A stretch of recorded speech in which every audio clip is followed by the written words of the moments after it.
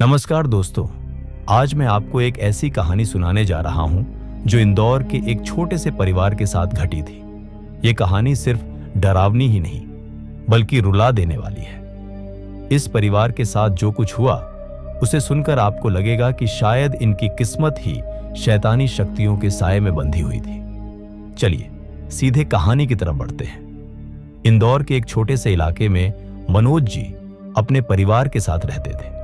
परिवार में मनोज जी, उनकी पत्नी सीमा, 2 बच्चे और उनके पिताजी रहते थे। सब कुछ ठीक चल रहा था, लेकिन एक दिन उनके घर में अजीब घटनाएं शुरू हो गईं। सबसे पहली घटना मनोज जी के पिताजी के साथ हुई। एक रात वह अपने कमरे में अकेले बैठकर कुछ पढ़ रहे थे। अचानक उन्हें महसूस हुआ कि कोई उनके कमरे के कोने में खड़ा है। उन्होंने सिर उठाया तो एक काले साए को खड़े हुए देखा। जैसे ही उन्होंने ध्यान से देखने की कोशिश की, वह साया हवा में घुल गया। पहले तो उन्होंने सोचा कि शायद उनका भ्रम है, लेकिन जब उन्होंने ये बात सीमा जी को बताई तो सीमा ने कहा, बाबा जी, मुझे भी रोज किचन में लगता है कि कोई मेरे पीछे खड़ा है। जब पलटकर देखती हूं तो वहां कोई नहीं होता। कुछ दिन ऐसे ही बीते। मनोज जी रात को देर से घर आते थे, क्योंकि उनका काम शाम 4 बजे से रात 12 बजे तक चलता था। इतनी रात को आकर दरवाजा खटखटाना उन्हें सही नहीं लगता था, तो वो रोज पीछे वाली दीवार से कूदकर घर में आते। एक रात जब वो पीछे की दीवार से कूदकर अंदर आए तो उनका पैर सीधे एक बूढ़े आदमी के कंधे पर पड़ा। घबराहट में उन्होंने सोचा कि शायद पिताजी हैं, लेकिन जब ध्यान से देखा तो वो कोई और थे। उस अजीब बूढ़े आदमी ने गुस्से में मनोज जी को घूरा और उनकी तरफ दौड़ा, लेकिन जैसे ही मनोज जी ने भागकर लाइट ऑन की, वह आदमी हवा में गायब हो गया। यह सब देखकर मनोज जी के होश उड़ गए। तब तक इस शोर से घर में सभी लोग जाग गए थे और मनोज जी के पास दौड़कर आ गए। जब उन्होंने अपनी पत्नी को यह सब बताया, सीमा जी रो पड़ी और बोली, वही बूढ़ा आदमी मुझे भी रोज दिखता है। उसकी आंखें ऐसी होती हैं जैसे वह बस मुझे खा जाएगा।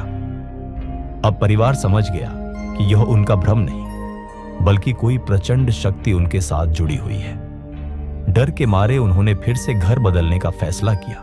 और हां, मैं आपको बता दूं कि यह पहली बार उनके साथ ऐसा कुछ नहीं हो रहा था। ये जिस भी घर में अब तक रुके थे, सारे घरों में कोई न कोई भूतिया घटना इनके साथ घट ही जाती थी। ये घर तो उनका 5वां था पिछले 8 सालों में, जो उन्हें फिर से बदलना पड़ रहा था। अब कुछ दिनों बाद उन्होंने इंदौर में एक नया बंगला किराए पर ले लिया। 2 माले का वो बंगला बाहर से बहुत सुंदर था, लेकिन अंदर जाने के बाद अजीब सी ठंडक और सन्नाटा महसूस होता। शुरू के कुछ दिन सब सही रहा, लेकिन एक दिन सीमा जी पर लोहे की भारी सी सीढ़ी अचानक गिर गई। उनके सिर पर गहरी चोट आई और उन्हें अस्पताल ले जाना पड़ा। कुछ दिनों बाद वे ठीक होकर वापस लौटी ही थीं कि उसी समय मनोज जी के पिताजी के शरीर पर अपने आप अजीब निशान दिखने लगे, जैसे उन्हें रात को कोई पीट रहा हो। दिन गुजरने के साथ बच्ची भी चिल्लाने लगी कि उसे रात को कोई औरत बिना आंखों की पुतली के सपने में दिखती है। एक दिन घर के आंगन में बच्ची ने असल में एक ऐसी औरत को देखा, लाल साड़ी पहनी हुई, हवा में चलती हुई, और उसकी आंखों में पुतलियां ही नहीं थी। बच्ची चीख पड़ी और बेहाल हो गई। तब पूरे परिवार को यकीन हो गया कि अब उनका पीछा एक शैतानी शक्ति कर रही है। परिवार तुरंत एक मंदिर के पुजारी के पास गया। पुजारी जी ने घर देखकर कहा, यह घर बुरी शक्तियों से भरा है। अगर तुम लोग यहां रुके तो कोई ना कोई अपनी जान गंवा देगा। डर के मारे परिवार ने फिर घर बदल दिया, लेकिन नई जगह भी उनके लिए श्रापित ही साबित हुई। जब तक वे नई जगह पर सेट होते, मनोज जी के पिताजी को किडनी की भारी बीमारी लग गई और कुछ ही हफ्तों में उनका देहांत हो गया। डॉक्टर ने कहा कि बीमारी पुरानी थी, लेकिन परिवार को लगता था कि यह सब उन शैतानी ताकतों की वजह से हुआ। उनका नया घर पहली मंजिल पर था और ग्राउंड फ्लोर पर 2 कमरे थे जो हमेशा बंद रहते थे। एक दिन मनोज जी का छोटा बेटा खेलते खेलते उस कमरे की एक खुली खिड़की से अंदर चला गया। अंदर उसने देखा कि एक सफेद साड़ी वाली औरत अंधेरे में छुपकर बैठी है। ये देखकर वह डर गया और भाग के बाहर आकर जब मनोज जी को बताया, तब उन्होंने समझ लिया कि अब भी उनका पीछा छूटा नहीं। अब की बार मनोज जी ने एक तांत्रिक को बुलाया। तांत्रिक ने कहा, यह एक शक्ति है जो तुम्हारा पीछा कर रही है। यह किसी घर से नहीं बल्कि आपकी कुंडली से ही जुड़ी हुई है। अगर मैं इसे वश में कर लूं तो तुम लाखपति बन जाओगे, लेकिन अगर अनुष्ठान के बीच किसी ने कोई भी आवाज की और अनुष्ठान बिगड़ गया तो यह तुम्हें बर्बाद कर देगी। तांत्रिक ने रात को अनुष्ठान शुरू किया। पूरा परिवार चुपचाप बैठा था। जैसे ही मंत्रोच्चारण तेज हुआ तभी उनका एक रिश्तेदार बिना बुलाए ही वहां आ गया। उसने सीढ़ी पर एक लंबा सांप देखा और जोर से चिल्लाया, बचाओ।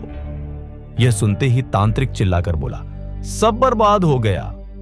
और सच में वो शक्ति पूरे घर में ऐसी घूमी जैसे आंधी।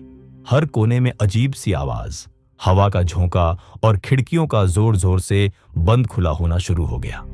तांत्रिक ने कहा, अब तुम्हारे नसीब में इस शक्ति का साया लिखा है। ये तुम्हारा पीछा छोड़ने वाली नहीं, सिर्फ तुम्हारी किस्मत ही इसे रोक सकती है। हो सके तो किराए का घर मत लीजिएगा और खुद की जमीन पर खुद का घर बनवाकर वहां रहिएगा। इससे आपकी कुंडली का दोष शायद शांत हो जाए। इसके बाद परिवार ने फैसला किया कि वे अपना खुद का घर बनाएंगे। जमीन खरीदी, बड़े पूजा पाठ किए और फिर उसमें शिफ्ट हुए। और जैसा तांत्रिक ने कहा था, नए घर में आने के बाद उनके साथ कभी कोई घटना नहीं हुई। लेकिन इस सफर में उन्होंने अपने परिवार के सबसे बुजुर्ग सदस्य को खो दिया। एक बड़े लॉस के बाद ही उनकी जिंदगी वापस सामान्य हो पाई। सोचिए, एक परिवार लगभग 10 साल तक शैतानी शक्तियों से लड़ता रहा।